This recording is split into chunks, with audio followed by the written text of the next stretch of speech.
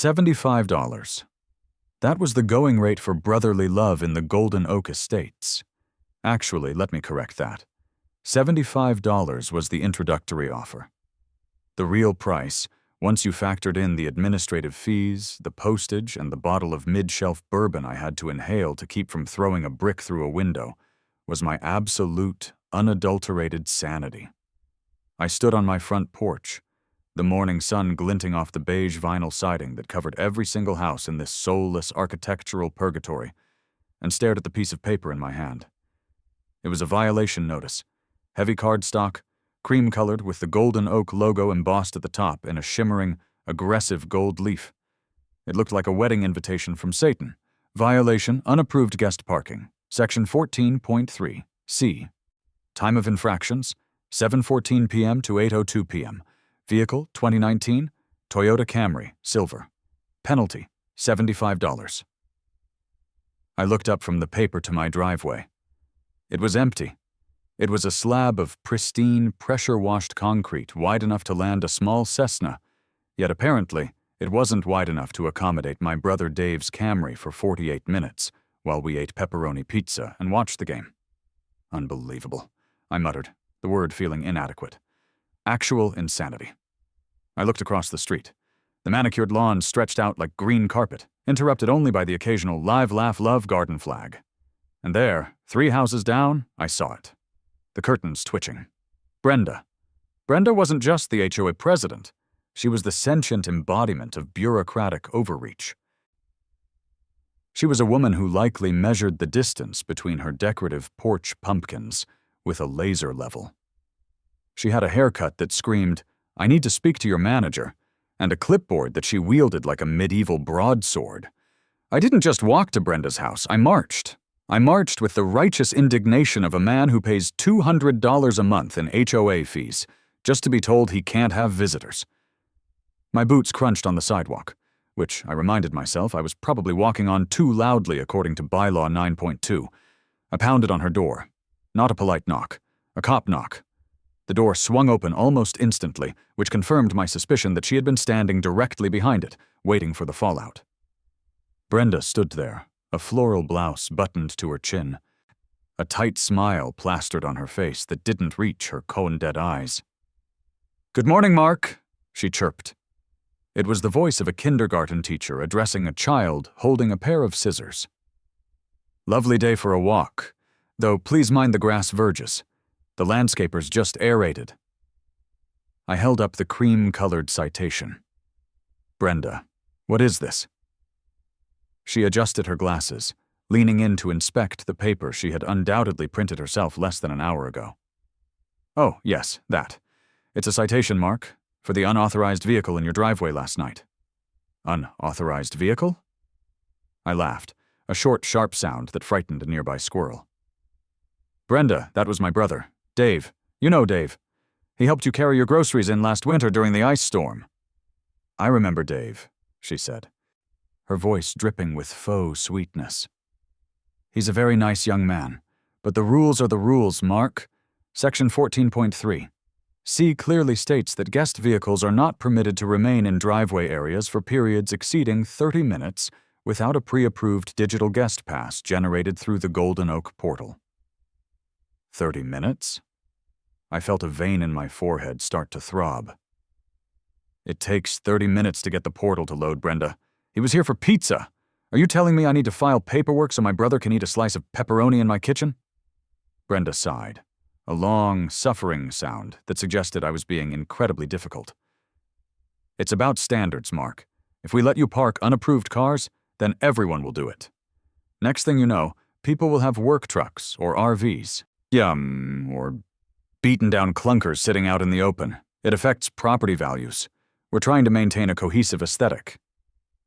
"It's a silver Camry, Brenda. It's the most generic car in existence.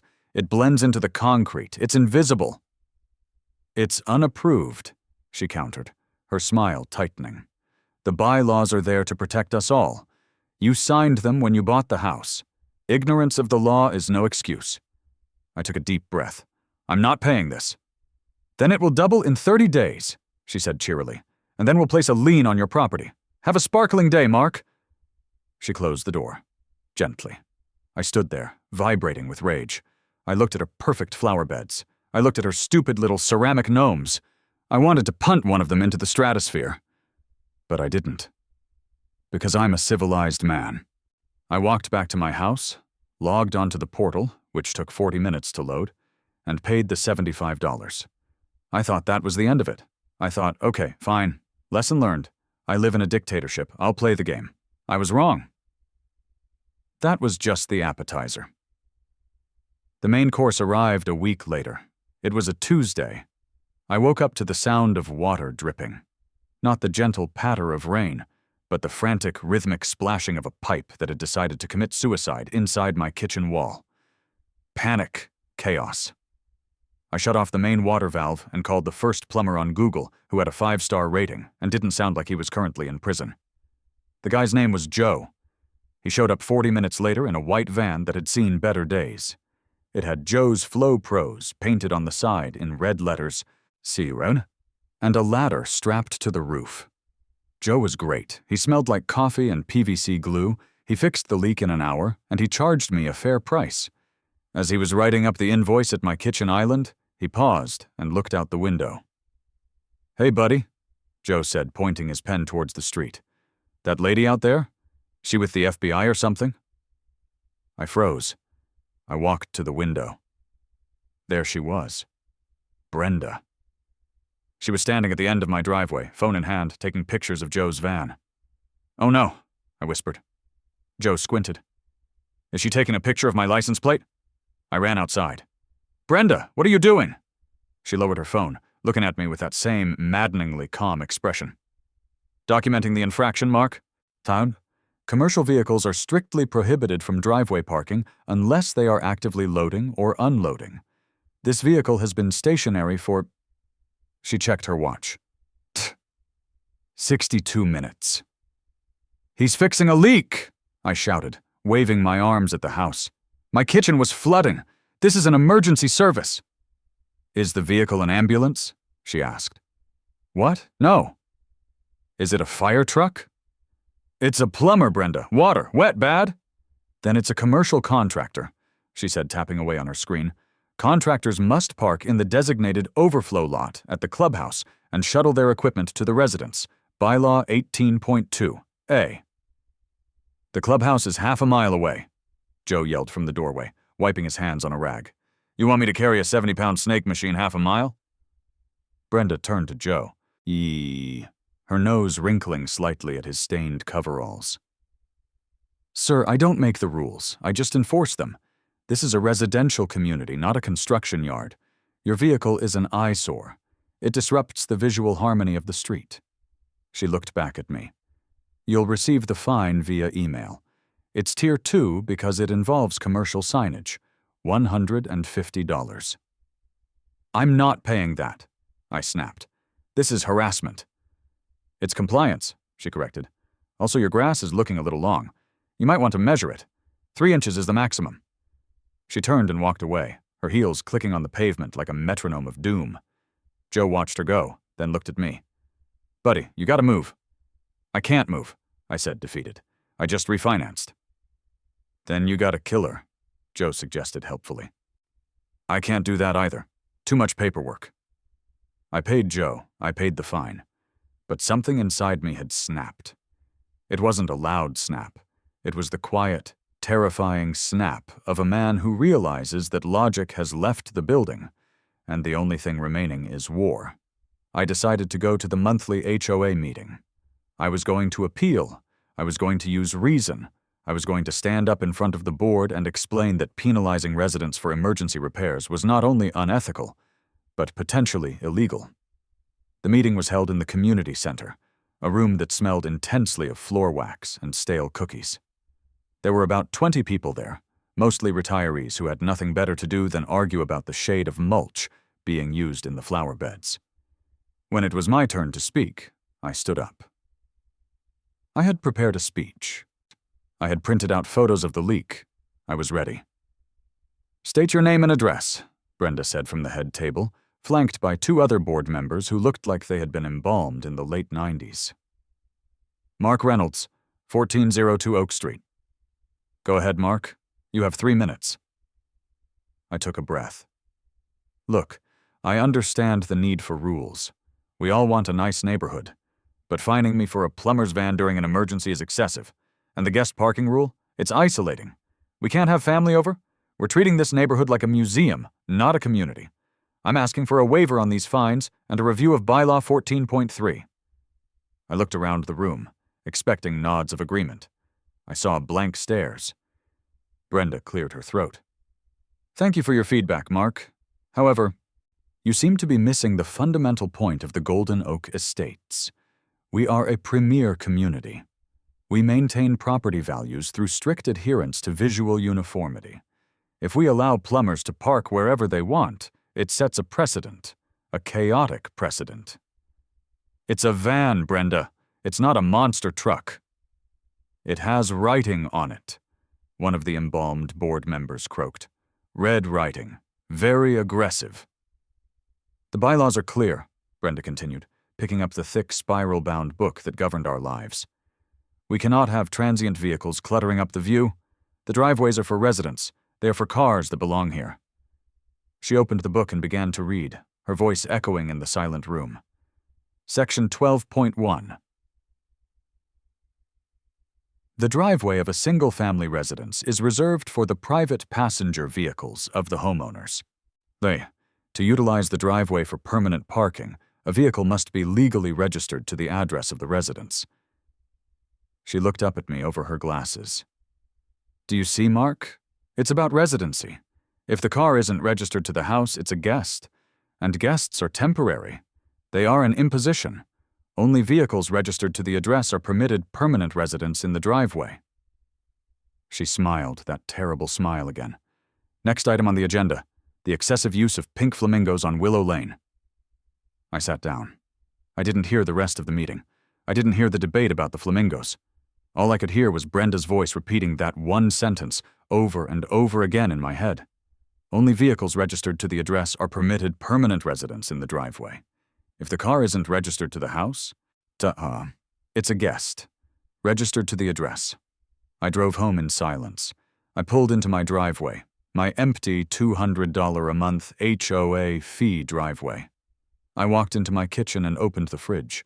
I grabbed a beer.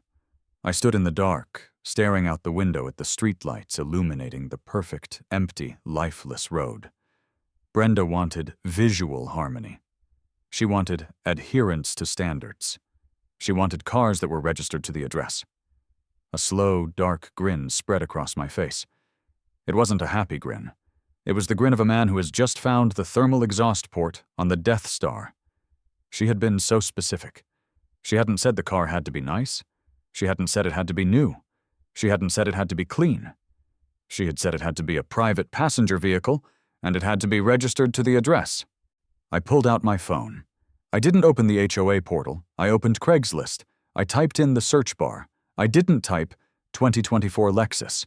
I didn't type certified pre-owned. I typed running, cheap, ugly. And I hit enter. The search took 3 days. It turns out, when you are specifically looking for a vehicular abomination, the internet is a cornucopia of options.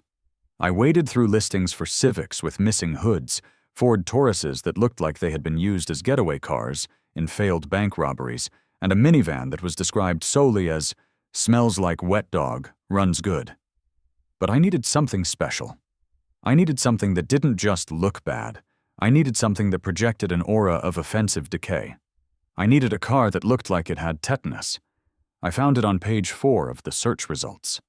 The photo was blurry. Taken at night, possibly with a toaster. It showed a shape that was vaguely rectangular. The title of the listing was simple. 1983 Chevy Caprice wagon. Barely legal. $500 firm. Don't ask about the smell. I clicked the contact button. The address led me to a part of town that the HOA map probably labeled simply as Here Be Dragons.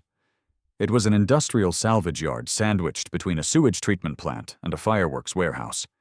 The fence was chain link, topped with razor wire that looked like it had actually seen combat. I pulled my pristine SUV up to the gate and honked. A dog that looked like a mixture of a wolf and a brick wall barked at me. A moment later, a man walked out of the trailer office. He was a masterpiece of grime. He wore coveralls that were so oil-stained they shimmered in the sunlight. He had a beard that could have housed a small family of badgers, and he was chewing on something that I prayed was tobacco. This was Sully, and I loved him immediately. "You the guy about the wagon?" he grunted, spitting a stream of brown liquid onto the gravel near my shoe. "I am," I said, stepping out of my car and trying to look like I belonged there. "I'm Mark." Sully looked me up and down. He took in my polo shirt, my clean haircut, my lack of visible tattoos. "You look like you're lost, Mark. You sure you ain't looking for the golf course? It's 5 miles that way." "I'm not looking for golf, Sully. I'm looking for revenge." Sully paused. He stopped chewing. A gleam of interest sparked in his eyes. "Revenge, huh? Car trouble? Ex-wife?" "HOA," I said. Sully threw his head back and laughed. It was a terrifying sound. Like a garbage disposal crushing rocks. "HOA, I hate them cockroaches. My cousin lives in one. They fined him for having a bird feeder that was too whimsical.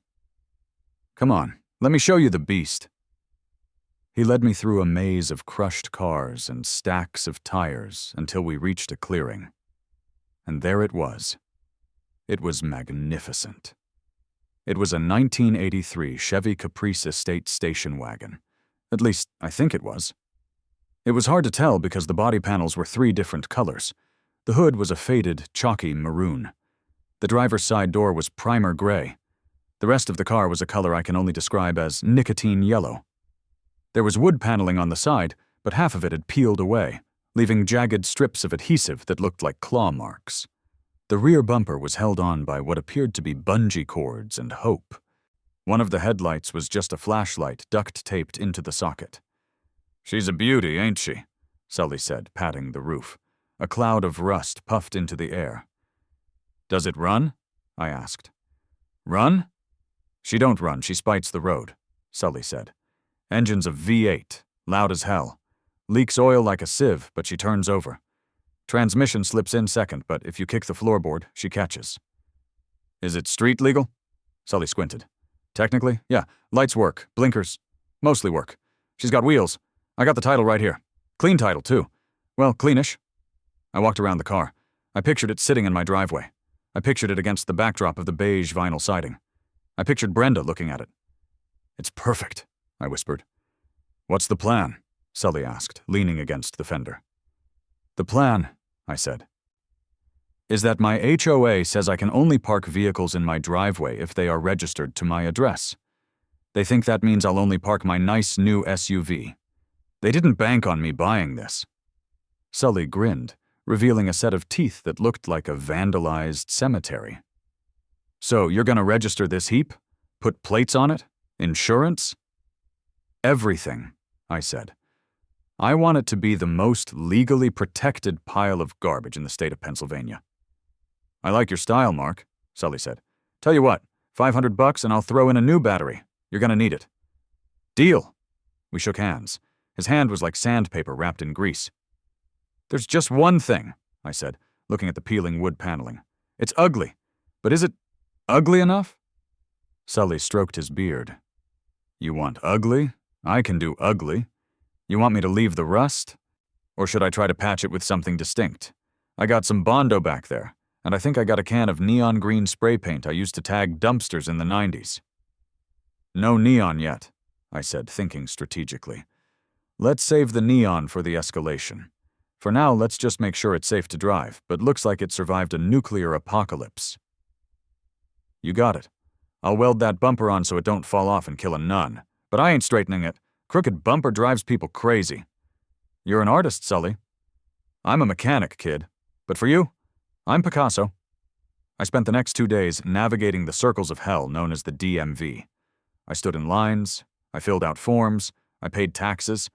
I sat across from a woman named Dolores who looked like she had been stamping forms since the Carter administration. "Your make and model?" she asked, not looking up. "1983 Chevrolet Caprice wagon," I said. She paused, She looked at me. Color? Multicolor, I said. I have to put a primary color, sir. Let's go with distress, I suggested. She sighed and typed yellow. Address? I gave her my address, 1402 Oak Street, Golden Oak Estates.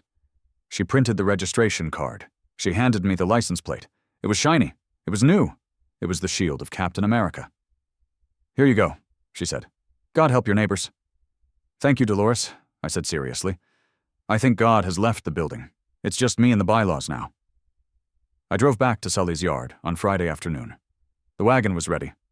He had wiped the windshield, which was the only clean part of the car. He had also, for reasons I didn't ask about, attached a bobblehead hula girl to the dashboard with super glue. She's ready to launch, Sully said, tossing me the keys. The keychain was a rabbit's foot that was missing the toes. I got in. The seat was a bench seat that felt like sitting on a deflated waterbed. The smell hit me instantly.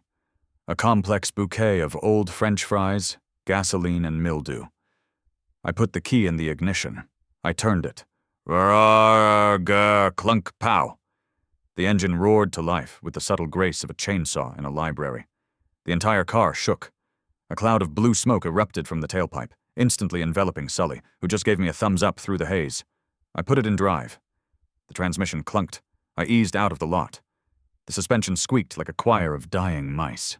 I merged onto the highway. People stared. A woman in a Tesla looked at me with genuine fear. I turned up the radio. It was stuck on an AM station playing polka music.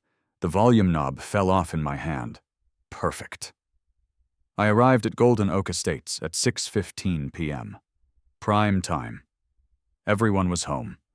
The sun was beginning to set, casting a golden glow over the perfect lawns. I turned onto Oak Street. The noise of the V8 engine echoed off the houses. Vroom, pop, pop, vroom. I saw Mr. Henderson watering his hydrangeas. He dropped the hose. I saw the jogging club. They stopped jogging. And then I saw the target. I pulled into my driveway. I didn't park off to the side. I parked dead center. I pulled it up so the nose of the car was almost touching the garage door, leaving the massive, rust-colored rear end sticking out towards the street like a defiant middle finger. I killed the engine. It sputtered, coughed, and let out one final, loud backfire that sounded like a gunshot. Pow W. Silence returned to the neighborhood, broken only by the ticking of the cooling metal. I opened the heavy, creaking door and stepped out. I patted the primer gray fender. Welcome home, darling, I said. I looked across the street. The curtains didn't just twitch this time. They were ripped open. Brenda was standing in her window, phone already pressed to her ear. Her mouth was open in a perfect O of horror. I smiled. I waved. I went inside, grabbed a beer, and sat in my front window chair. The show was about to begin. It took exactly 12 minutes for the police cruiser to arrive. I watched from the window. Officer Miller. I knew him. He was a good guy, about 10 years away from retirement, usually patrolled the high school football games. He pulled up behind the monstrosity in my driveway, his lights flashing silently. Brenda was already on her lawn, pointing at my car, her face a mask of tragedy. She was practically vibrating. I walked out the front door, beer in hand. In a koozie, of course, I'm not a savage. Evening, officer, I called out cheerfully. Officer Miller looked at the car. He looked at me. He looked at Brenda. He took off his hat and rubbed his forehead. Mr. Reynolds, he said heavily. Officer Miller, to what do I owe the pleasure? Brenda here called it in, Miller said, gesturing vaguely at the screeching woman. Reported an abandoned vehicle, a safety hazard? It's a derelict, Brenda shouted, stepping onto the sidewalk. Look at it. It's abandoned. Someone dumped it here. It's leaking fluids. It's a health code violation. It's not abandoned, I said calmly. It's hideous, Brenda shrieked. It's trash. Mark, you need to have this towed immediately. I've already called the tow company. They're on their way. Cancel the tow, Brenda, I said. I most certainly will not. This is private property. The HOA has strict guidelines about— Officer, I said, interrupting her. Can I show you something? Miller nodded. Please. I reached into my back pocket and pulled out the freshly minted registration card and my proof of insurance. I handed them to him. Miller looked at the card. He looked at the VIN number on the dashboard of the junk mobile. He checked the license plate. Brenda, Miller said, his voice calm. Officer, tell him to move it or arrest him for littering. Brenda, Miller said again, louder. The vehicle is registered to Mr. Reynolds. The address on the registration is 1402 Oak Street. This is his car. Brenda stopped. She blinked. What? It's my car, Brenda, I said, leaning against the door of the wagon. A flake of rust drifted down to the driveway. I bought it, today. It's my new daily driver. I'm thinking of getting into vintage restoration. That, Brenda stammered, pointing a shaking finger at the mismatched door. That is not a car. That is garbage on wheels. It's a classic, I corrected. 1983 Caprice. Very rare. It violates the bylaws, she screamed. Unapproved vehicles, guest parking. Ah, I said, holding up a finger. Section 12.1. Only vehicles registered to the address are permitted permanent residence in the driveway. It is registered to the address. Therefore, it is permitted permanent residence. Brenda stared at me.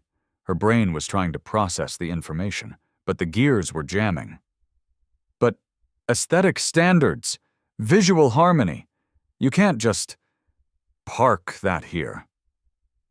Show me the bylaw that defines ugly, I challenged. Show me the bylaw that says a car has to be a certain year or have matching paint. Go ahead, I'll wait. I've read the book, Brenda. It says private passenger vehicle. This seats 8. It's a passenger vehicle. She looked at Officer Miller, pleading. Do something. It's an eyesore. Miller handed me back my registration. He was biting the inside of his cheek. I think he was trying not to laugh.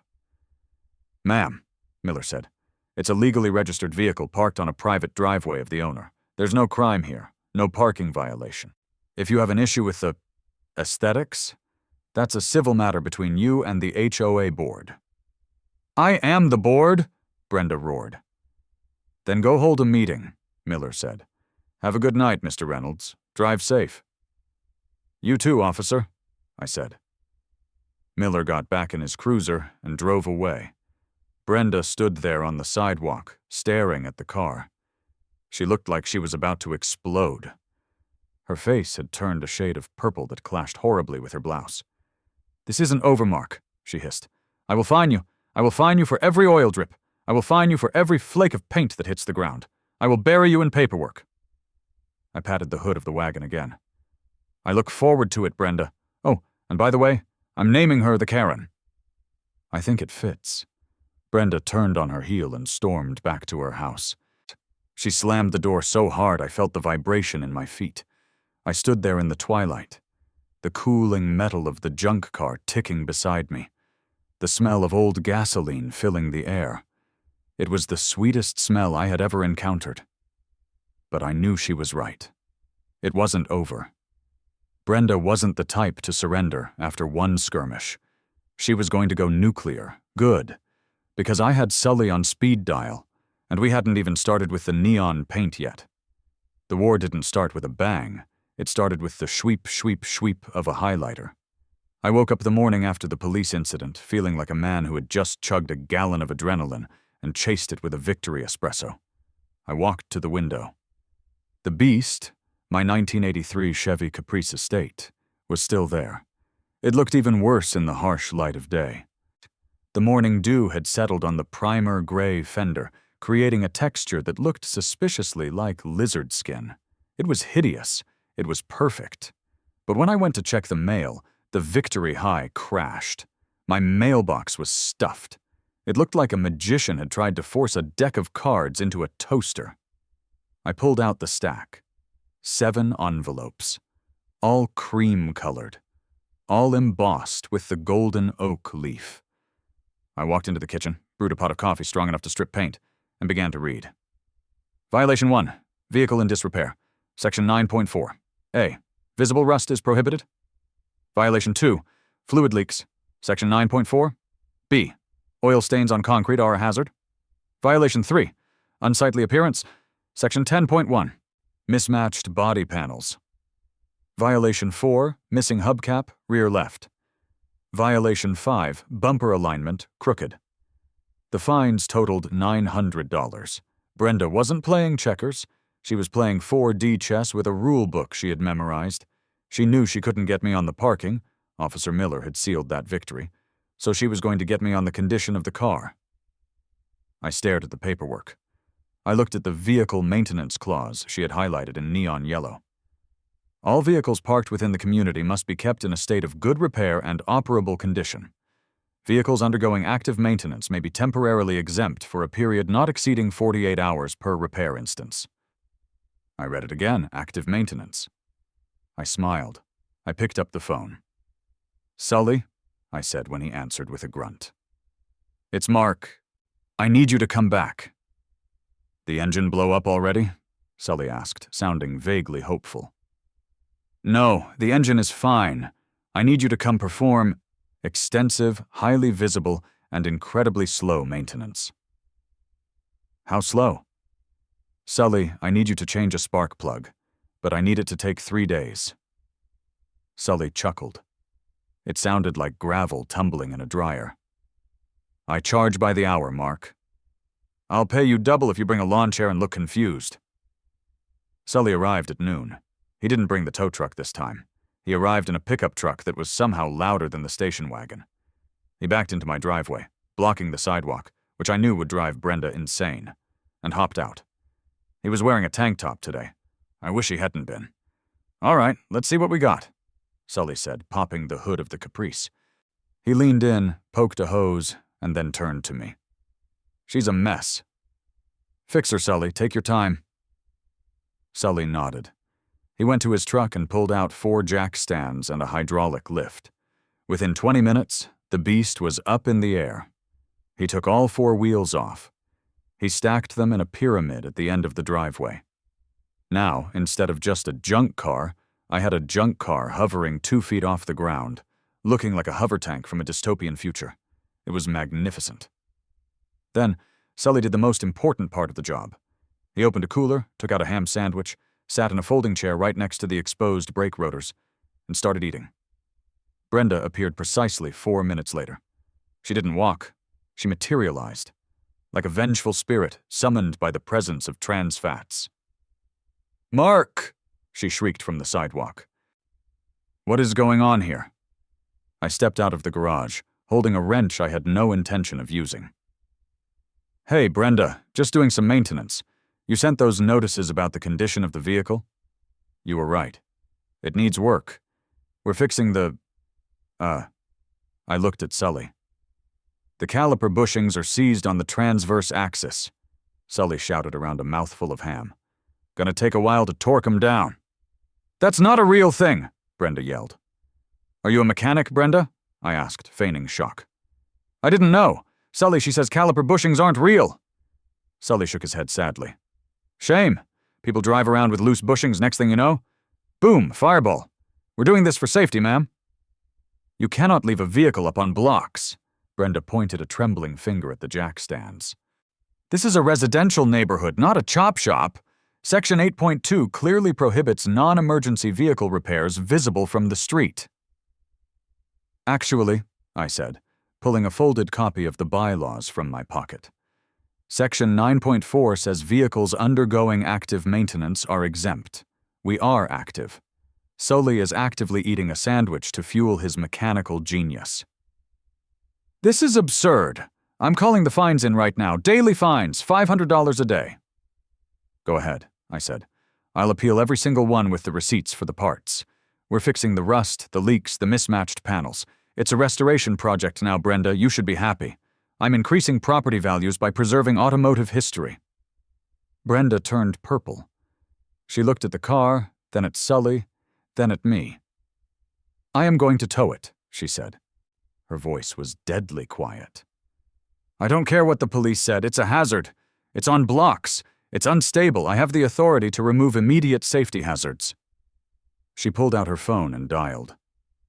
"Do it," I challenged. "Call them." She did. The standoff happened an hour later. The tow truck that arrived was massive.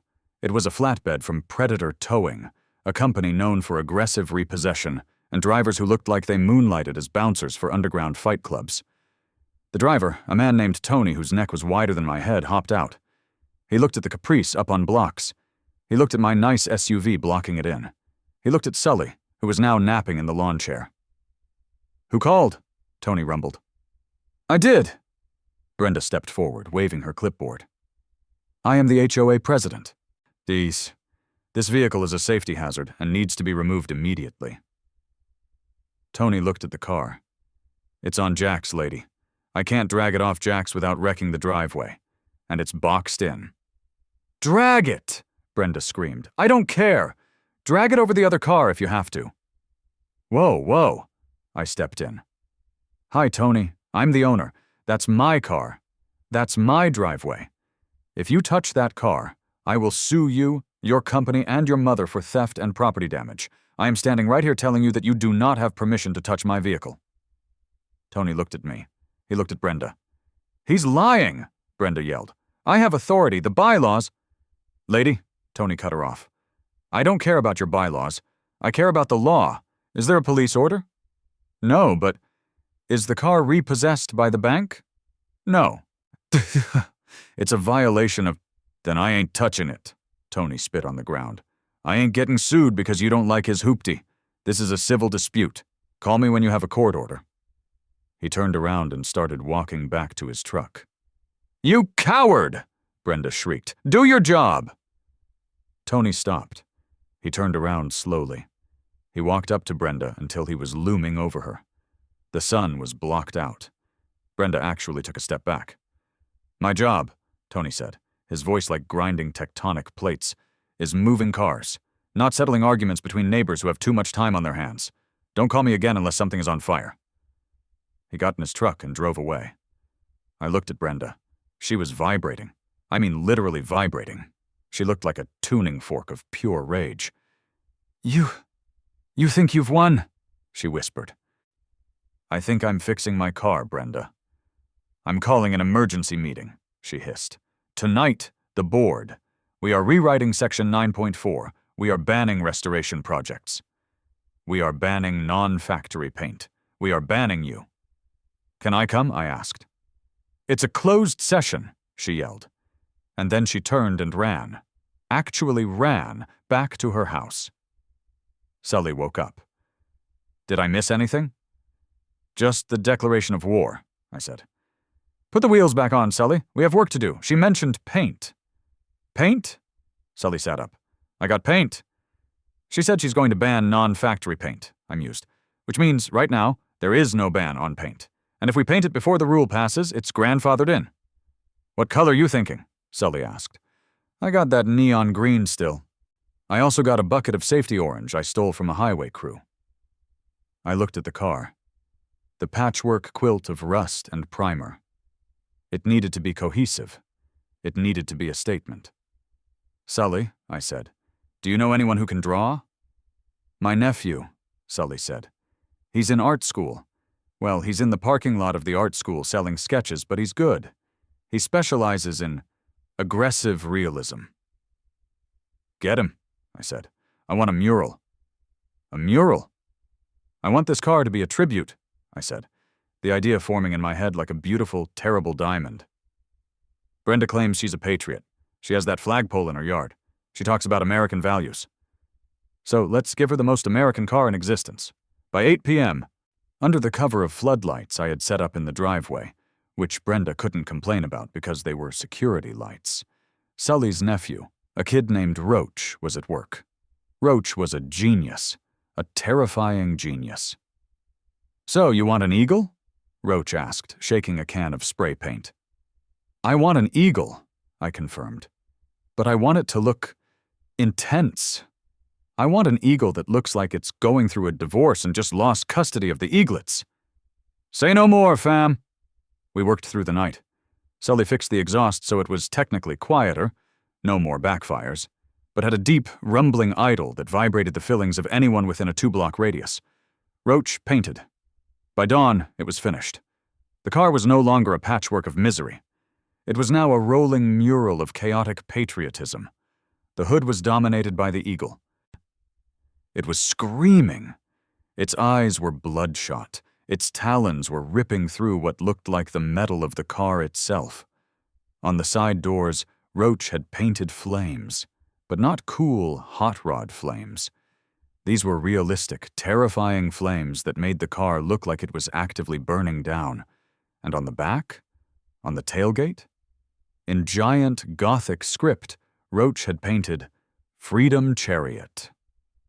It was the tackiest, most aggressive, most visually overwhelming vehicle I had ever seen. It belonged in a demolition derby or a nightmare. And it was beautiful. I went inside, showered, and waited for the sun to rise. The emergency meeting had apparently happened late last night. I had seen the lights on at the community center. I knew Brenda had pushed through her new rules.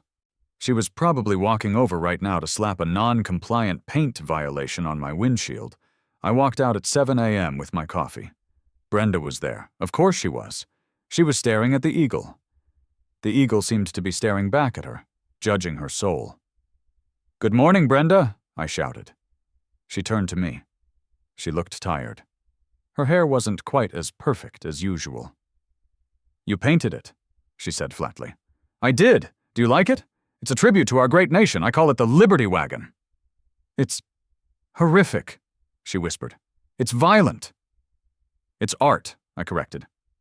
"And since I commissioned it and completed it before whatever rule you cooked up last night, it's grandfathered in. You can't make me repaint a pre-existing condition. That's ex post facto law, Brenda. Read the Constitution." She clenched her fists. "We passed a rule last night," she said, her voice trembling. Rule 11. B. No vehicle shall display graphics, murals, or text exceeding 4 inches in height. "Effective date?" I asked. "Today," she said. "My receipt for the artwork is dated yesterday." I smiled. "Checkmate." Brenda looked at the car. She looked at the Freedom Chariot written across the back. She looked at the bloodshot eyes of the eagle. "Fine," she said. She didn't scream. That scared me more. She was calm, cold. "You want to play the grandfather clause game?" "Fine. The car stays. But section 14.3. C still applies to operations." "It's registered," I reminded her. "Yes," she said. "But section 15.1 states that any vehicle with modified exhaust systems must undergo a decibel test if a noise complaint is filed. And section 15.2 says that any vehicle deemed a commercial promotion, which this clearly is promoting your freedom, must pay a commercial licensing fee to the HOA. She pulled out a new pad of tickets. "I'm fining you for the noise. I'm fining you for the commercial display. And I'm fining you for, let's see, section 4.2, noxious odors. Because that thing smells like a gas station fire." She ripped off 3 tickets and slapped them on the windshield, right over the eagle's beak.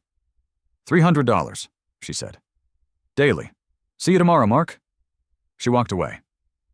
I looked at the tickets. I looked at the car. I felt a shift.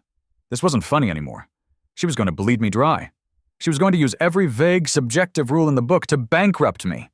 She didn't care about the rules. She cared about winning. I needed to stop playing defense. I needed to go on offense. I needed to break the board. I looked at the emergency meeting notice she had taped to the community mailbox. Follow-up community vote, Monday, 7 p.m. Agenda: ratification of new vehicle standards and revocation of privileges for non-compliant residents. Revocation of privileges. She was going to try to ban me from the pool, the gym, my own driveway? I pulled out my phone. I didn't call Sully this time. I called my neighbor, Steve. Steve was a quiet guy. He drove a beige sedan. He kept his lawn at exactly 2.5 inches. He never complained. But I knew something about Steve.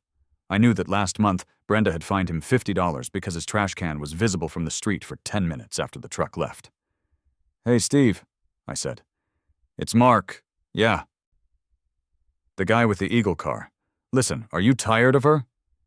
There was a long pause on the other end. "Mark," Steve whispered like he was afraid his phone was bugged. "I hate her. We all hate her." "Good," I said. Get the others. We're going to the meeting on Monday, and we're not going to listen. We're going to talk. I spent the weekend preparing. I didn't work on the car. I worked on a dossier. I took photos of Brenda's house. I measured her grass. I checked the color code of her front door paint against the approved palette. I found that her ceramic gnomes were technically unapproved lawn ornamentation under Section 6.4. I built a case not to defend myself, but to expose the hypocrisy. Monday night arrived. The air was thick with humidity and tension. I walked to the community center. I didn't drive the Freedom Chariot. I walked. The parking lot was full, but it wasn't just the usual retirees. There were minivans, there were pickup trucks, there were young couples pushing strollers. Steve had done his job. The silent majority had arrived. I walked into the room. Brenda was at the front, gavel in hand. She looked at the crowd, confused. Usually these meetings had 3 people. Tonight there were 50. She banged the gavel. "Order!" she shouted. "Order! This is a closed session for—" "It's an open meeting, Brenda!" someone shouted from the back. It sounded like Mrs. Higgins, the librarian. "The bylaws say all ratification votes must be public," Brenda faltered. She looked at her 2 cronies on the board. They looked terrified. "Fine," Brenda sneered. "We will proceed. First item, the ratification of the new vehicle aesthetic standards, designed to address certain eyesores in the community."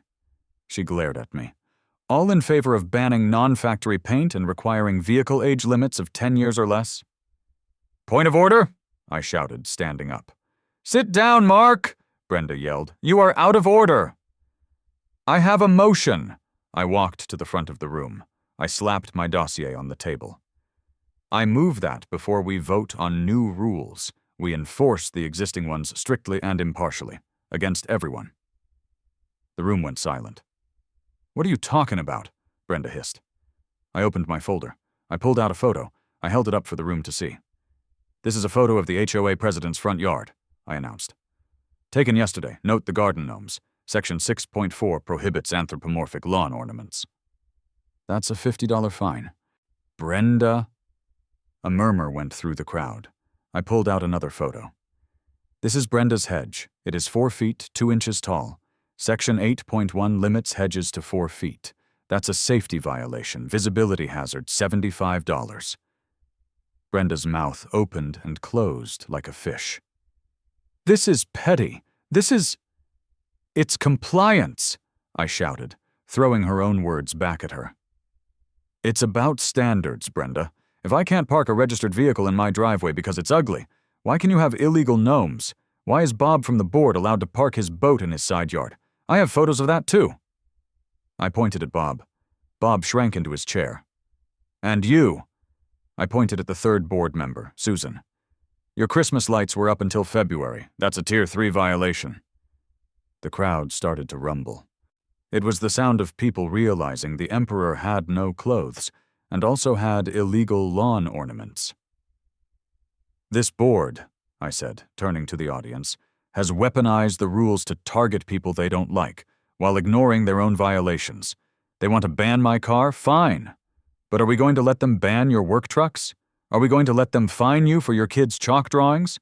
Because that's next." "He's right," Steve shouted. "She fined me for my trash can." "She measured my grass with a ruler," Mrs. Higgins yelled.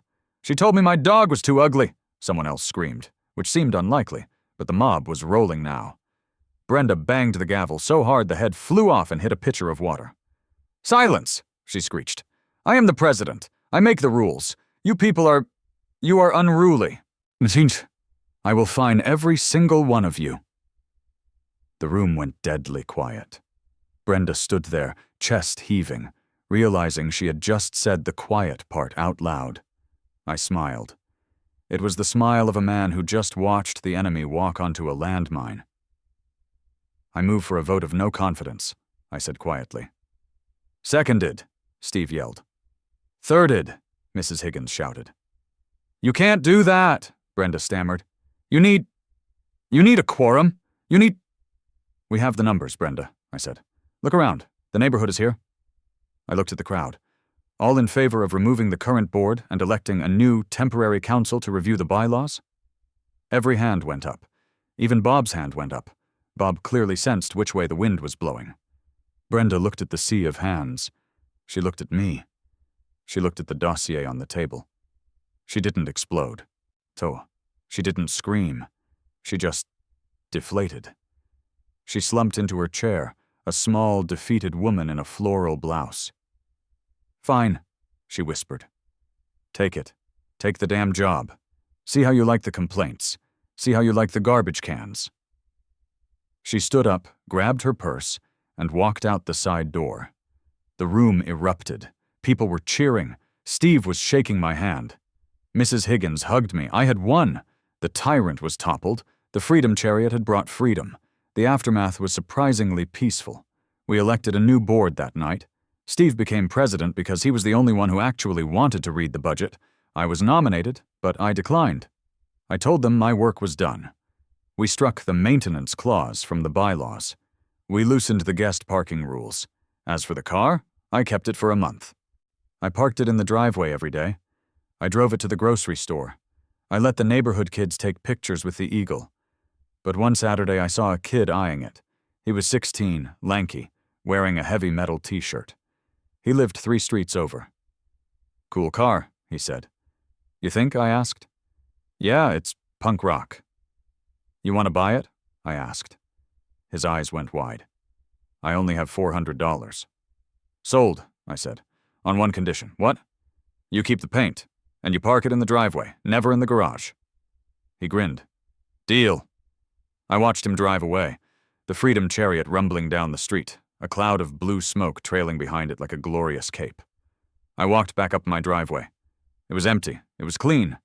I looked across the street. Brenda's curtains were closed. They stayed closed. I went inside and opened a beer. I sat in my chair and looked out at the peaceful, slightly less perfect, slightly more human neighborhood. I took a sip. It tasted like victory, and slightly like 10 W30 motor oil, but mostly victory.